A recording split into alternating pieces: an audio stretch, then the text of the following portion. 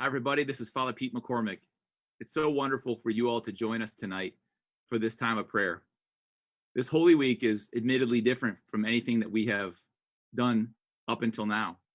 We have been asked to think creatively so that we can continue to bring this Notre Dame family, this community together. And so I am so excited over the course of the time that we will have together, that we will have incredible student leaders offer witness talks.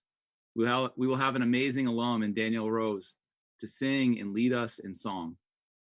Tonight is really about asking some questions, thinking about that which we have given up, but maybe that which we have gained over this period of time that is so different from anything else. Times of solitude oftentimes bring about new questions. And so Jesus too encountered this very same reality in his life. He asked these deep questions. And so what I'd like to do at this point, as I sit here in my room in Stanford Hall, is to read a scripture passage, the agony in the garden, in which Jesus goes and invites his closest disciples to be with him as he spends time in prayer, preparing for his own mission. On this night in which we contemplate the truth of Jesus and his truth in our lives, let us too be aware that he draws close, that he draws near to us. And that in the midst of all of that, in the midst of the unknown, in the midst of the uncertainty and unfamiliarity of where we find ourselves today, that Jesus is there, that Jesus' sacrifice triumphs even this uncertainty. Jesus says to us, be not afraid. Reading from the Holy Gospel according to St. Matthew. Then Jesus went with them to a place called Gethsemane, and he said to his disciples, sit here while I go over there and pray. And taking with him Peter and the two sons of Zebedee, he began to be sorrowful and troubled. Then he said to them, my soul is very sorrowful, even to death. Remain here and watch with me. And going a little farther, he fell on his face and prayed, my Father, if it be possible, let this chalice pass from me. Nevertheless, not as I will, but as you will. And he came to the disciples and found them sleeping. And he said to Peter, so could you not watch with me for 1 hour? Watch and pray that you may not enter into temptation. The spirit indeed is willing, but the flesh is weak. Again, for the second time, he went away and prayed, my Father, if this cannot pass unless I drink it, your will be done. And again, he came and found them sleeping, for their eyes were heavy. So leaving them again, he went away and prayed for the third time, saying the same words. Then he came to the disciples and said to them, are you still sleeping and taking your rest? Behold, the hour is at hand, and the Son of Man is betrayed into the hands of sinners. Rise, let us be going. See, my betrayer is at hand. The gospel of the Lord. So, my brothers and sisters, as we continue this prayer, I ask you this question. How does God's voice sound in this desert time?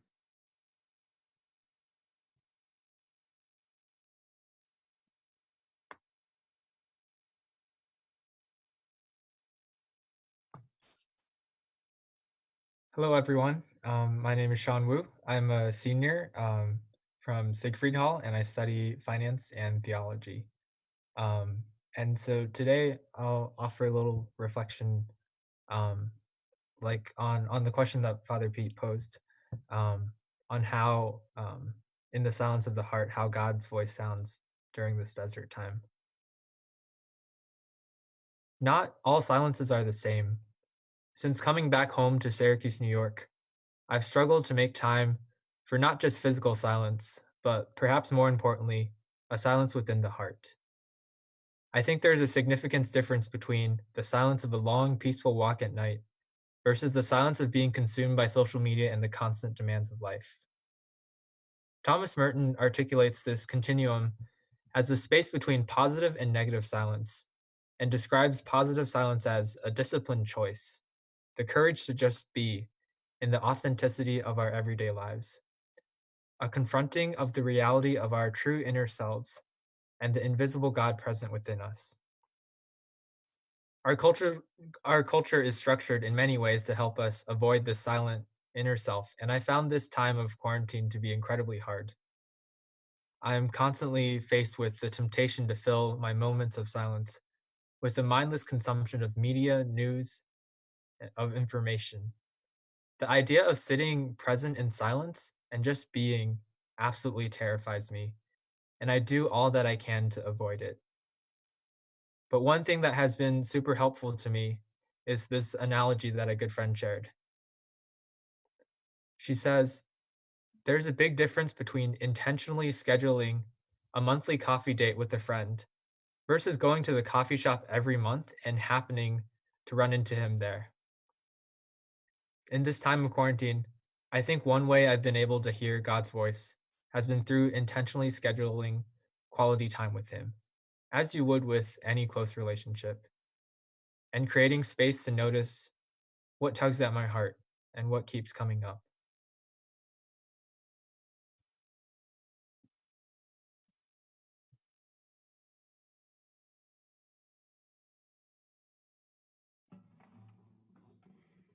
Thank you for your beautiful reflection.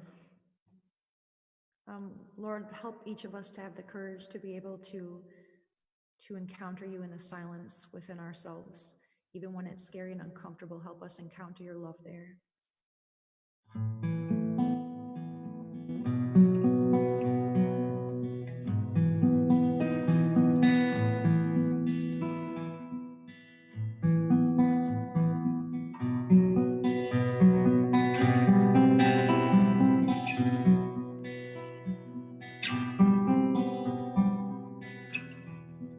In the silence of the heart, in the silence of the heart, in the silence of the heart, you speak.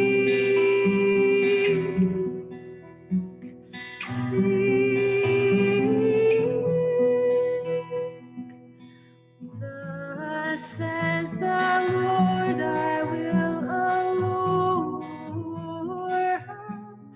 I will lead her into the desert. In the silence of the heart, in the silence of the heart, in the silence of the heart, you speak.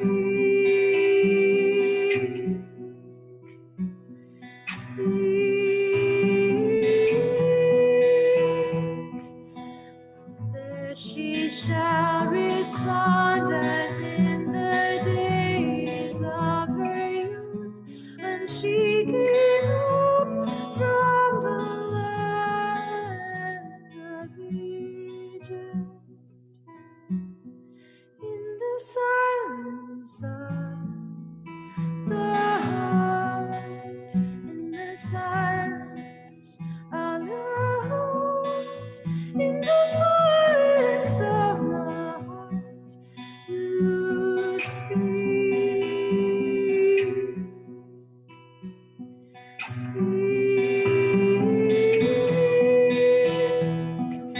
I will espouse you to me forever in right and in justice, love and in mercy. I will espouse you in fidelity, and you shall know the Lord in the silence of the heart, in the silence of the heart, in the silence of the heart, you speak.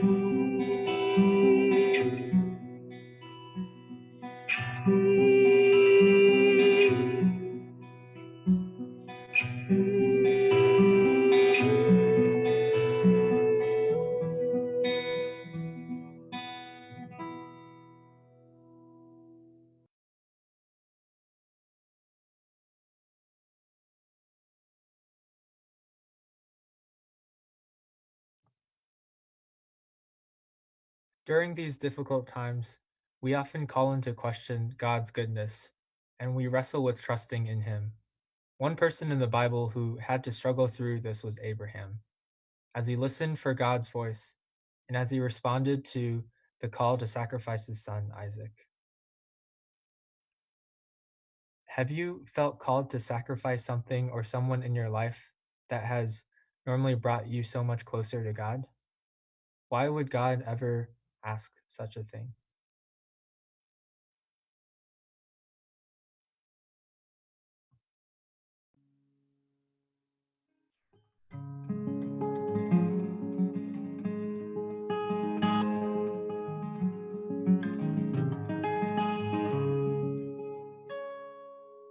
Abraham, you called to me. I am ready, Lord. What do you want of me? Take your son, your only one, your joy above all things. You shall journey up the mountain to the place of which I speak. You shall lay him on the altar. You shall give him back to me. And I did not sleep that night. And my agony gave birth to the morning light. For 3 timeless days my son walked by my side, and Isaac turned to me as we approached the chosen height. Father, I carry the wood and you carry the flame, but where is the love for the sacrifice of praise? I said God will provide what he asked for, we must do. Oh God, I trust in you.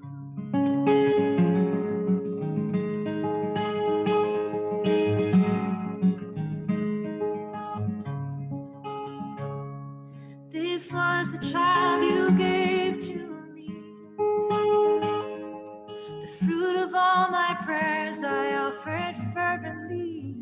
My son, my only one, who bore the wood for me. I took it from his shoulders when our journey was complete. I began to build the altar, then I bound his hands and feet. Then I looked into his eyes. I saw the confusion, then I heard his cries. Father, why are you doing this? Please say something to me. But silence was my sole reply. I could no longer speak. Then I laid him on the wood, and we shook like a flame. With trembling hands I took the knife and prayed for strength.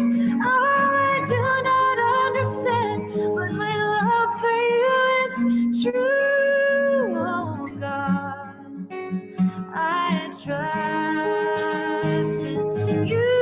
Oh, Abraham, the Lord cried out to me, do not slay your son, do not harm him in the least. Now I know that there is nothing you won't do. Now I know your love for me is true. By your faith, every nation shall find blessing in your name. You have trusted in my promise, so your kingdom shall be great. You'll have descendants countless as the stars and sands of the sea. All the world's been blessed through your obedience to me. Jesus in his agony, I am ready, Lord, what do you want of me? My son, my only one, my face revealed to see. You shall journey up the mountain to the cross on Calvary. You shall lay down on the altar. You shall die to set them free. And you did not sleep that night. Agony birth to the morning light. For 3 times their sorrows, you made one last sacrifice to save us by your blood and offer us eternal life.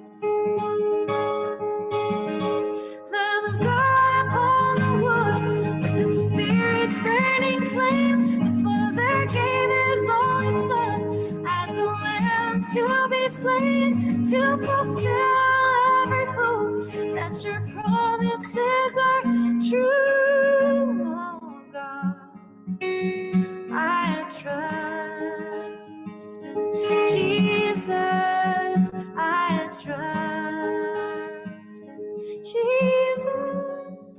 I trust in you.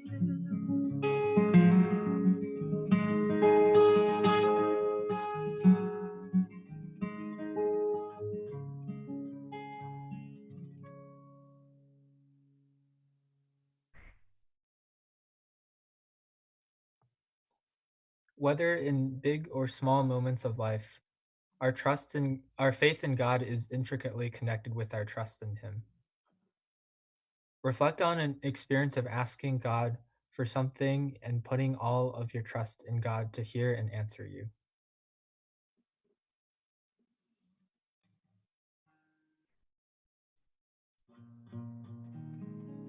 Hi guys, my name is Grace Murphy and I'm a sophomore living in Flaherty Hall, and my major is science pre-professional. I'm going to be reflecting on trust and looking at that in the Agony in the Garden gospel. So with each new email updating us on more things we are losing this semester, I find myself returning to prayer again and again with nearly the same words every time. I wish I had something new to pray about. I feel that my prayer has gotten repetitive, dry, for those suffering from the virus, for those who have died, for the doctors and nurses and grocery store workers, for the class of 2020, amen. Rinse and repeat. My prayer has turned into more of a mantra than a conversation with God. But that's the reality of my life right now. Everything feels like a mantra. Each day passes by looking almost exactly like the day before. With my motivation for school waning and falling into the laziness of quarantine, I have found that my prayer life is meeting the same fate. Right now, it feels like my time in the Garden of Gethsemane is never ending. I'm sure I'm not the only one who feels stuck in the darkness, physically separated from loved ones, with little to turn to but prayer. I ask my friends and family to stand by my side and keep watch, but I still feel that I'm walking into the uncertainty of what's ahead alone. I have no idea when this will end. All I can do is trust and pray. But this gospel serves as a reminder that Jesus experienced this too. In the night leading up to his death, he entered into a time of fear and isolation, physically leaving his disciples behind. In his agony, the only words he could muster up were, "My Father, if it is possible, let this cup pass from me, and yet not as I will, but as you will." He is admitting how hard this road is. There's no sugarcoating. He's placing his trust entirely in God's hands because that's all he can do. Jesus also seemed to enter into the mantra that I feel so trapped in right now. But instead of feeling pity for himself and for his situation, Christ placed his trust in God. His mantra turned into a surrender of self, allowing God to carry him when he couldn't carry himself. I know my prayer in this time of pandemic has felt empty, and without the Eucharist and normal Easter celebrations, it can be easy for me to just call this year a wash and think, well, I'll try again next Lent. But I can't. I can't fall asleep like the apostles. I need to engage with prayer constantly and without ceasing, even if the only words I can find are not my will, but yours.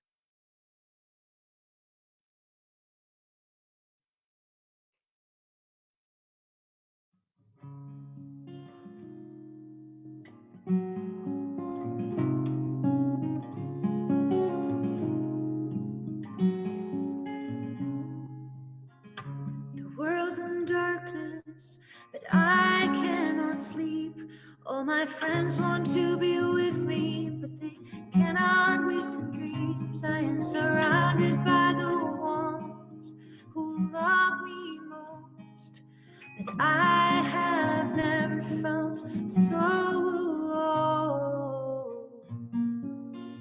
I can see all that is to come. I know what God is asking. I know how I am to love. Oh, Father, I know you can hear me. Is there any other way? Another prayer to pray. Father, if your love permits, let this cup pass me by. Still let it be as you would have it, not as I. Father, if your love permits, let this cup pass me by. Still let it be as you would have it, not as I.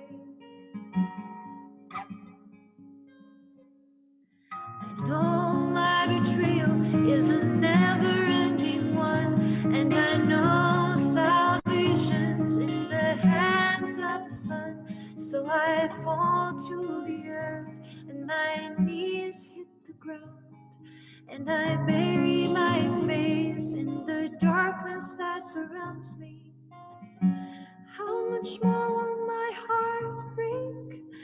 Peter, stay and pray with me. Can you stay awake, oh Father? I know you can hear me. Is there any other way? Another prayer to pray, Father, if your love permits. Let this cup pass me by. Still let it be as you would have it, not as I. Father, if your love permits, let this cup pass me by. Still let it be as you would have it, not as I. Not as I. Not as I. Not as I. Not as I. Do I believe that you really love me? 'Cause if you love me, must you ask me for this? Yes. And every generation from now on will call me blessed. Do you see the angel crying and the blood that once was sweat? Oh, Father, I know you can hear me. Is there any other way? Another prayer to pray, Father, if your love permits, let this cup pass me by. Still let it be as you would have it, not as I. Father, if your love permits, let this cup pass me by. Still let it be as you would have it, not as I. Not as I. Not as I. Not as I. Not as I.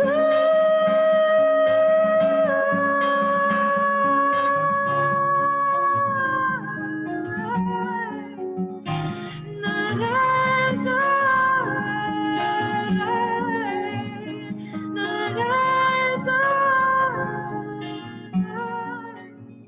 Not as I. Not as I.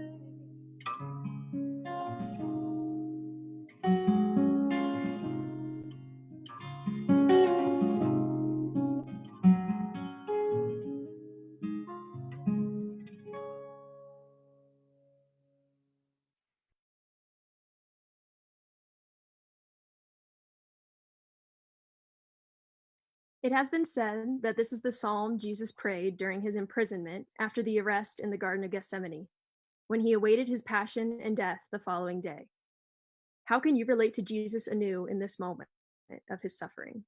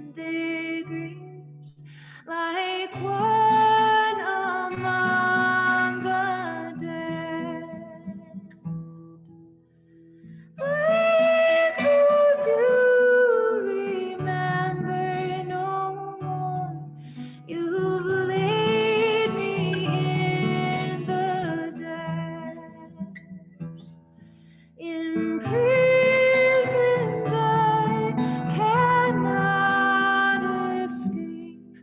My eyes grew dim with grief.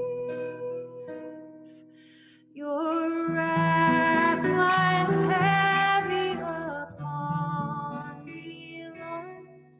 Your waves crash over me.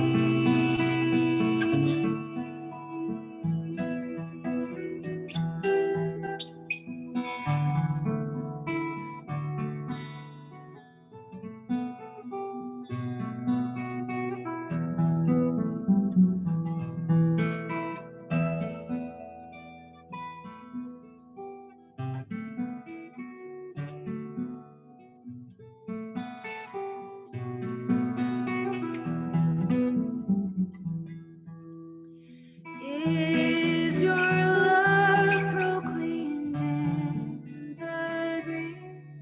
Your fidelity in the tomb? Lord, I call to you for help. I stretch out my hands to you. Why do you reject me, Lord? Why hide from me your face? Friend and neighbor, you've taken away my only friend is darkness. My only friend is darkness.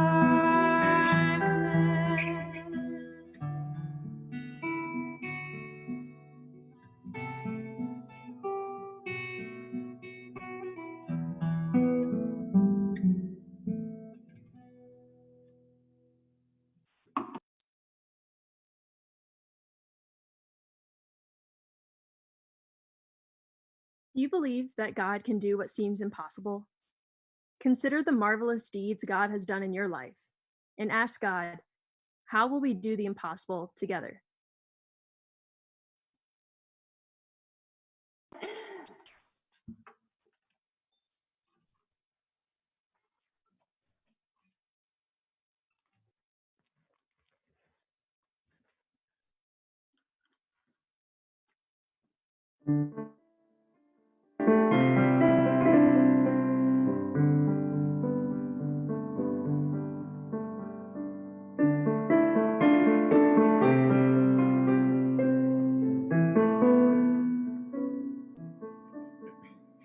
The waters saw you, o'er the coastlands trembled. Through the mighty sea, you made your way. Though your footsteps were unseen, in the night you came to me. While the boat was tossing in the waves,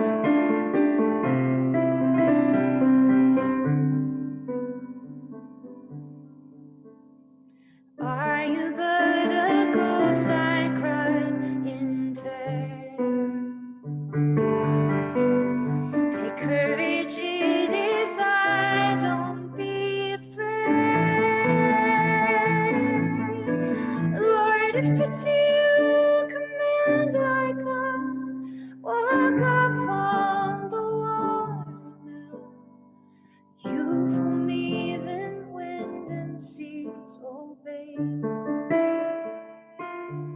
And he said, come to me and walk upon the water. Come in faith, my grace will be enough. If you believe, you'll come to know love's power.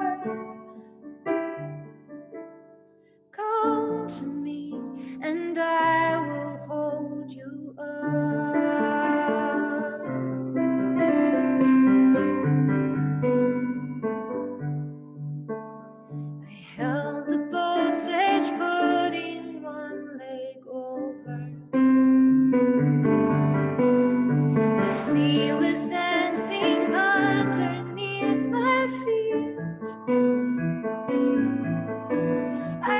to you, and I let go of everything I claimed to know, carried by the grace you've given me.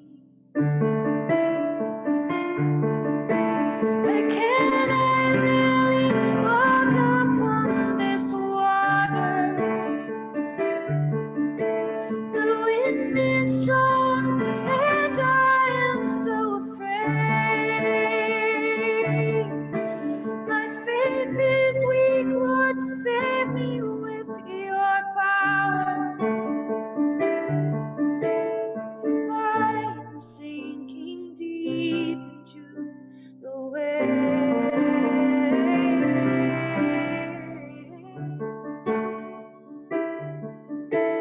The waves.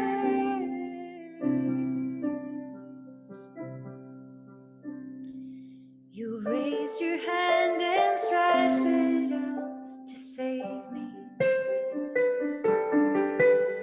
The sea was parted underneath your gaze. You lifted me up in waters wide and claimed me as your child. Say, why'd you down, oh you little faith? Lord, you brought me out of Egypt through the waters. You baptized me with power to believe. Truly, you are the Son of God, Lord Jesus. Keep me in the harbor of your peace. Be still, my soul, for God can do all things.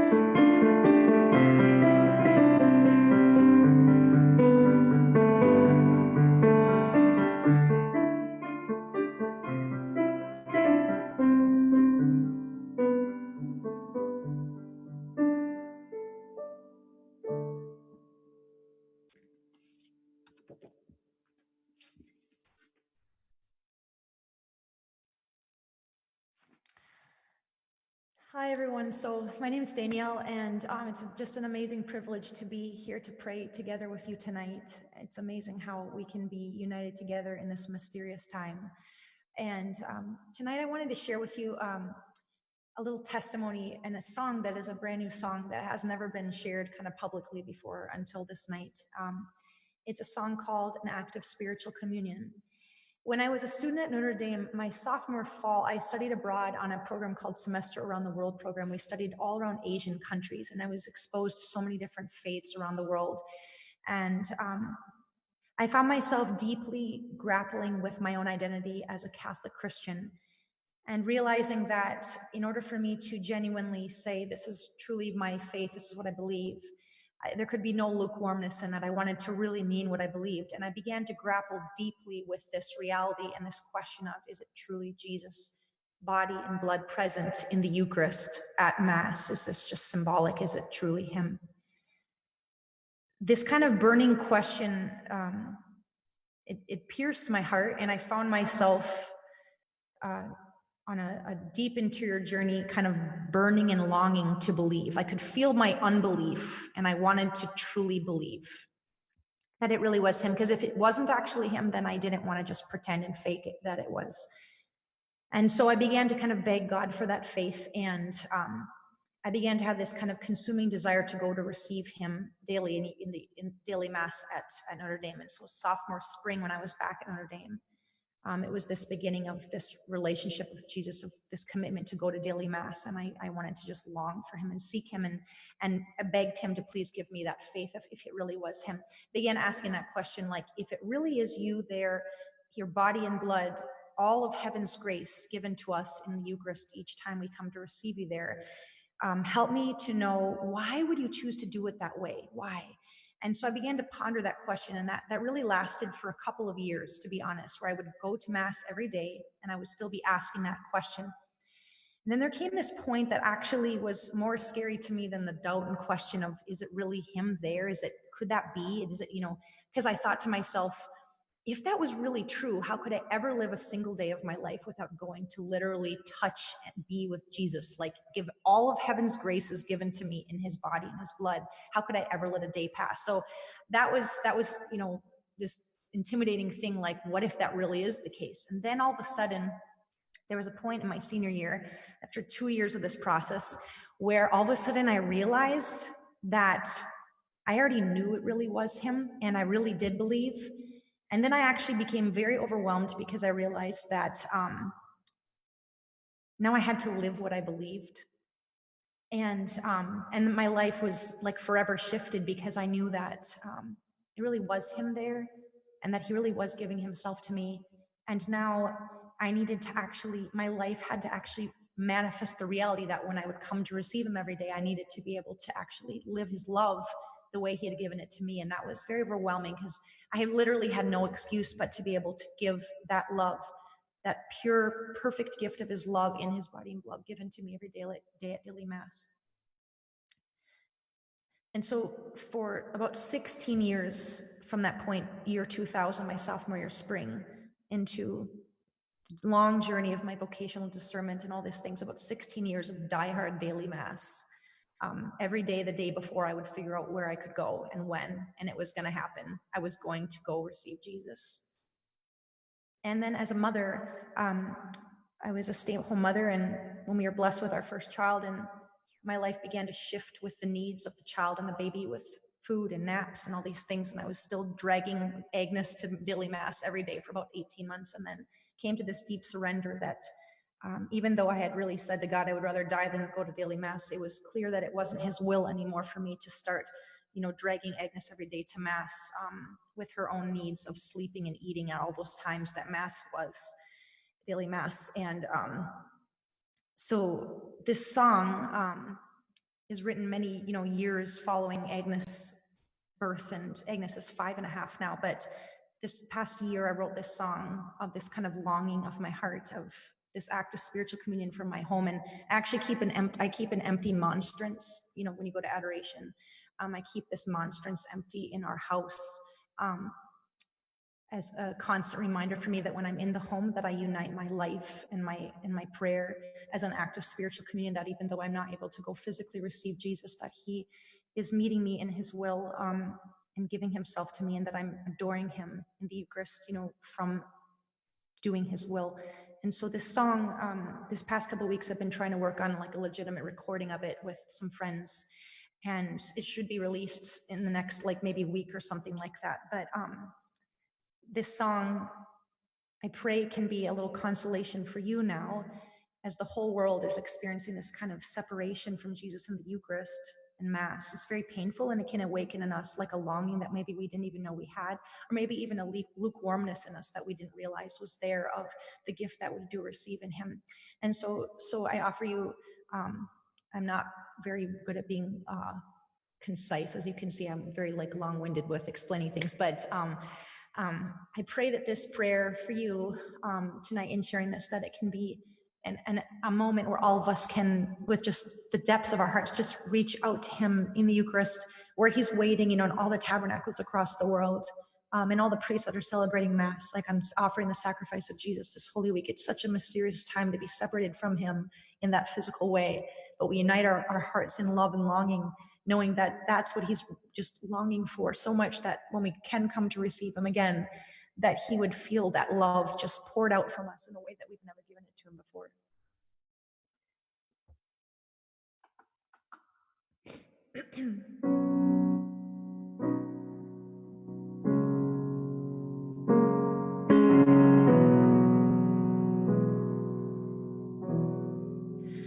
I said I'd rather die than go one day without receiving your body and blood. All of heaven's grace alive, there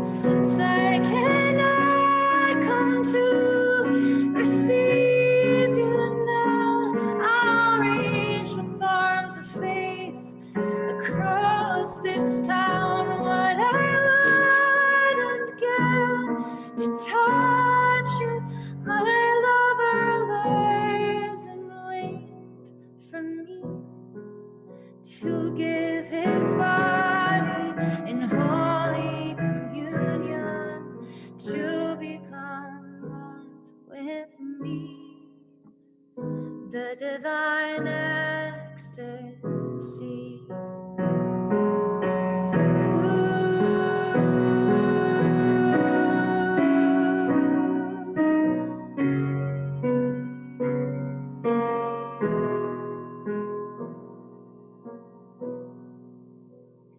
Love can sail oceans, climb mountains, cross deserts, fly through the stars of night, so we may unite. I embrace you as though you were already there. My longing is my prayer. My heart is a vigil lantern, a flame in the dark, the desire of my heart. Since I cannot come to receive you now, I'll reach with arms of faith across this town. What I wouldn't give to touch you, my lover lies and waits for me to give his body in holy communion, to become one with me, the divine ecstasy.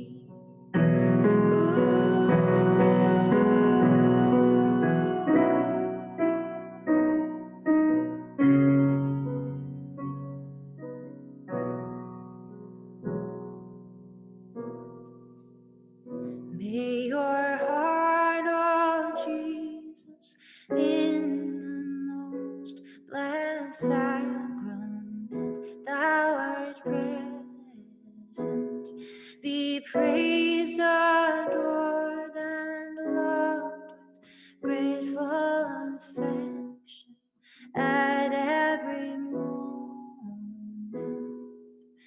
In all the tabernacles of the world, even to the end of time. Amen. Since I cannot come to receive you now, I'll reach with arms of faith across this town. But I wouldn't give to touch you, my lover lies and waits for me to give his body in holy communion, to become one with me, the divine ecstasy.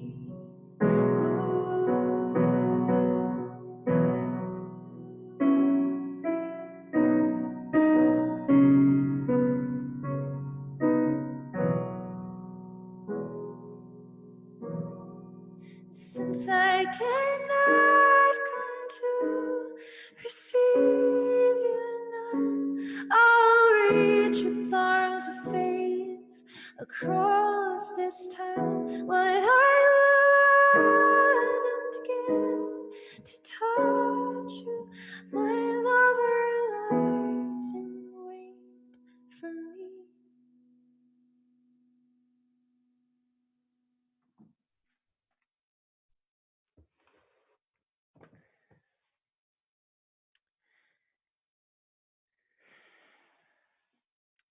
A question that I want to ask you to join me in reflecting on next would be, We all have maybe we all had some dreams of what these months would look like, and they've looked very different. I think of the seniors at Notre Dame, and I've had some tears thinking about that. In the midst of all of these different disappointments and changes and cancellations that this pandemic brings, where are you longing for your soul and your dreams and these different hopes in your heart to be transformed? Can we hand these over to God right now and ask that He would be able to take them and make something beautiful of them, even when it seems as though all of those kind of realities have been crushed in a certain sense by this pandemic and the impact it's made on each of our lives. So this next song is called Crown of Thorns, and it's a meditation on the dream of a rose. And let's give our dreams to God now and ask Him to transform what is broken right now, put it in His hands. My seed was born one bright spring morn in gardens grown by God. Out of the earth my stem gave birth to petals red as blood. The gentle rain my growth sustained, and like each seed God sows, I dreamed one day that I'd be named a king's most precious rose. One day a soldier bent me over, tore me from my bed. All beaten, battered, my stem tattered, wanted not but dead. In cruel hands gripped, my beauty stripped, 'twas not the dream I chose. And filled with shame, I wept in pain, no more a precious rose. Then did I see the soldiers lead a man through palace doors. Was this my king? Why did they bring him in? This man so poor. A purple garment hid the torment, none but I could see. They mocked and laughed, gave him a staff, and bowed on bended knee. They bent me round and wove a crown and placed me on his head. My petals found crushed on the ground, like tears of God turned red. With each small sin I was pressed in, I pierced with self-disdain. In thought and deed I made him bleed. My selfishness is pain. Behold, they'd sing, behold your King, El King of the Jews. With each response our pain did grow, as one we are abused. Despite the crown, he did not frown. He smiled with love instead, and carried me for all to see upon his tender head. An innocent brow calls to us now to follow this example, to let our thorns and all that scorns be healed within his temple. Though dreams do fade, each one was made in seed that Jesus sows. And now I see I'm called to be the King's most precious rose.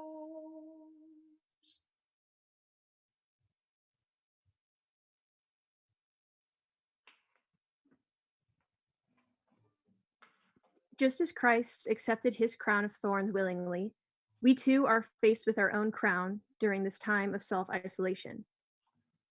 How has this pandemic revealed anew the suffering of others? What do you think are the greatest needs of our one human race right now?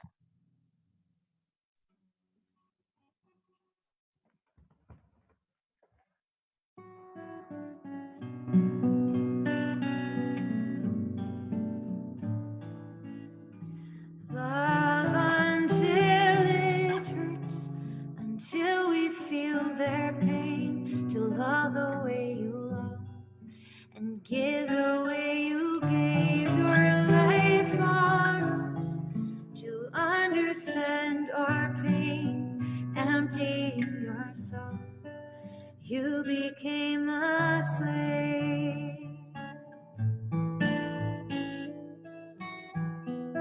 Make us worthy, Lord, to serve our fellow men throughout the world who live and die in poverty and hunger. Love until it hurts, until we feel their pain, to love the way you love and give the way you gave your life for us, to understand our pain, emptying yourself, you became a slave.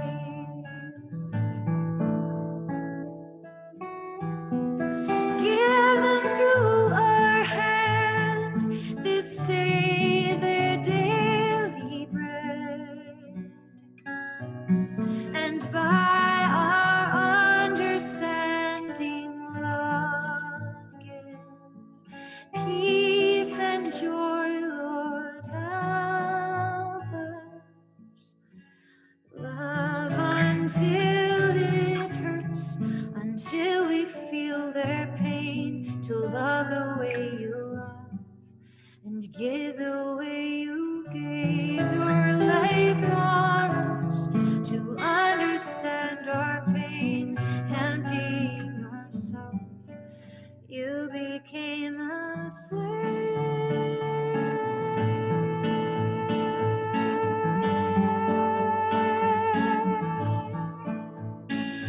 A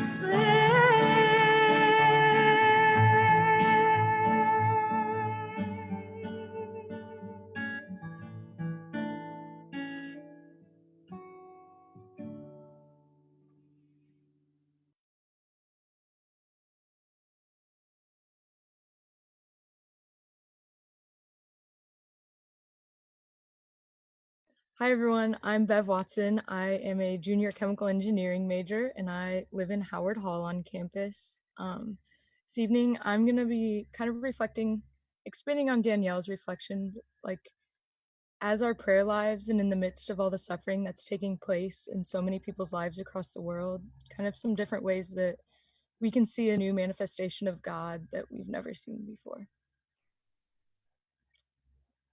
Easter has always been my favorite holiday because, as JP2 puts it, we're an Easter people. But I'm starting to recognize that it's partly because of the intense season it follows. Lent is a time of depriving ourselves of the worldly goods that we cling to so helplessly. It's intimidating, sobering, and above all difficult. But this year, we've given up even more than expected, as we don't see friends and significant others, miss out on semesters abroad, and have senior years cut short. And yet, this Lent seems backwards to me. While I dearly miss every aspect of my normal life on campus, nothing compares to the emptiness I feel without the sacraments in my daily life. We're able to go grocery shopping for essential foods, but what about our spiritual nourishment in the Eucharist? In this time of preparation for the greatest moment of our faith, how can we properly contemplate the sacrifice that was required without consuming the fruits of it? It would be easy to fall asleep during this time, just like the disciples in the Garden of Gethsemane, because as we approach the decisive hour, it feels like our Lord walked away from us too, when we became moved from the body and blood. Jesus chastised the disciples when returning because it wasn't a power sleep, and it's no different for us. If anything, this time gives us the opportunity to deepen our prayer life and our relationship with the Lord. He's present to us in so many more ways than the sacraments. Even though we can't attend the physical church receiving communion or be with loved ones this Easter, that's that Jesus rose from the dead to bring us to new life remains true. We must maintain our prayer and preparation in this time without the sacraments. Because as Danielle so beautifully puts it in her next song, God tells us, I am the words of a prayer. I am the faith in your believing. Amen. I am in you.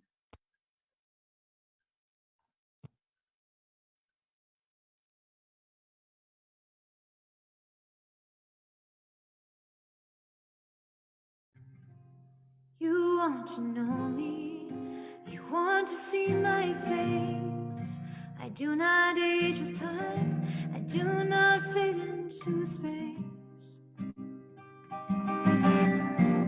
I transcend the capacity of your eyes. So who am I? It is the question of the moment, it is the question for all time. I am you, and you are mine. I am the beginning and the end. I am the faith in your believing. I am the color of truth. I am the dreamer of your dreams. I am the falling in your love. I am the words of a prayer. I am the silence in the music. I am the music in the silence.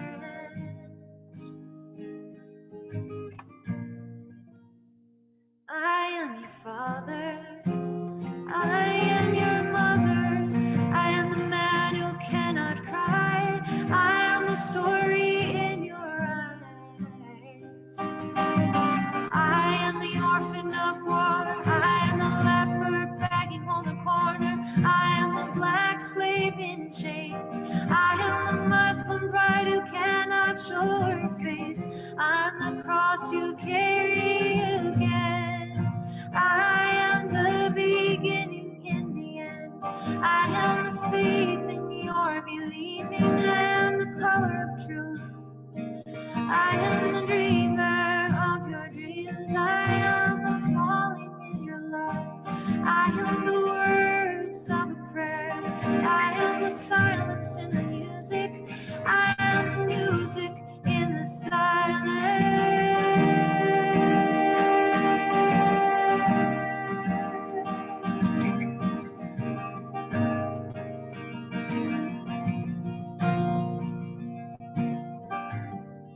I'm all you have forgotten. I am all that you have not been. I am in you. All of this is within you. Let the journey begin. Amen. I am in you.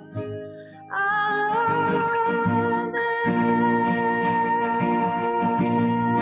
I am the beginning and the end. I am the faith in your believing. I am the color of truth. I am the dream. falling in your love.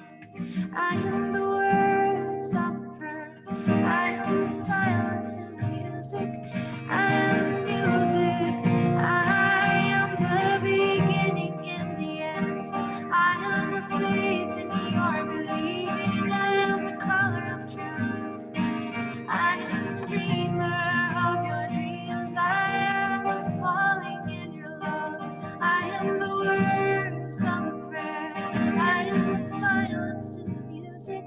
I am the music. I am the beginning and the end. I am the faith in your believing. I am the color of truth. I am the dreamer of your dreams. I am the falling in your love. I am the words of prayer. I am the silence in the music. I am the music in the silence.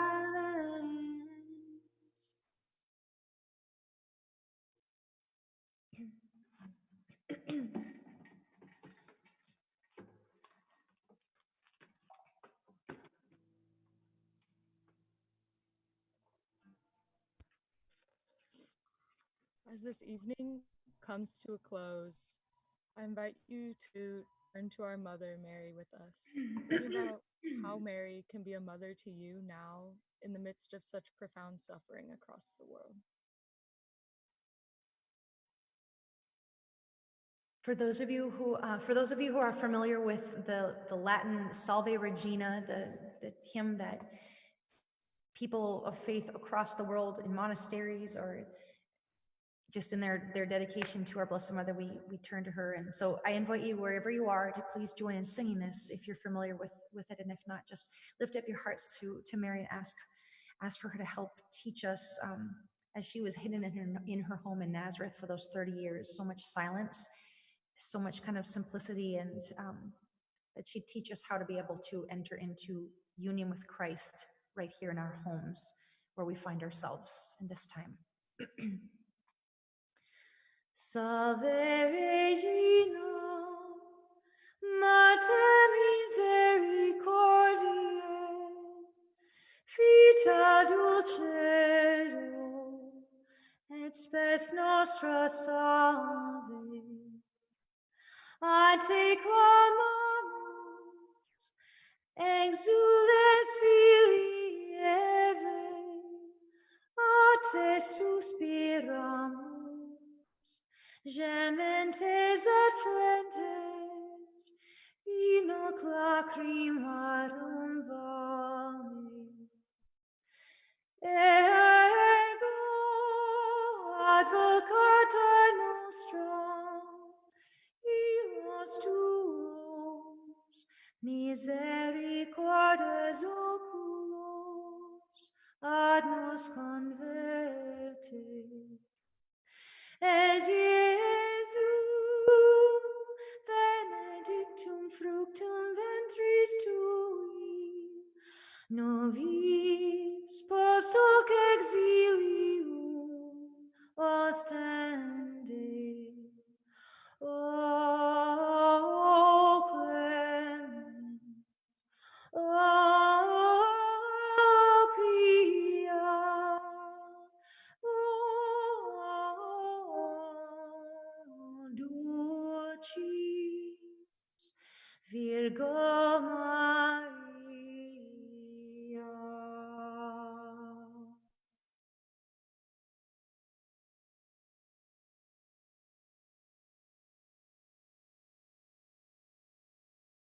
As we draw this prayer to a close, as we have reflected and had the chance to hear so many beautiful insights into our own lives, and as we prepare to journey forward more fully into this Holy Week, may each of you be blessed. May you know that no matter where you are, Notre Dame, our Mother, is always with you, that each of you are an ambassador of this great hope that we desire to bring to the world. So may you have abundantly blessed Holy Week. Be safe. Know of our love and care for each one of you in campus ministry, and have a good night.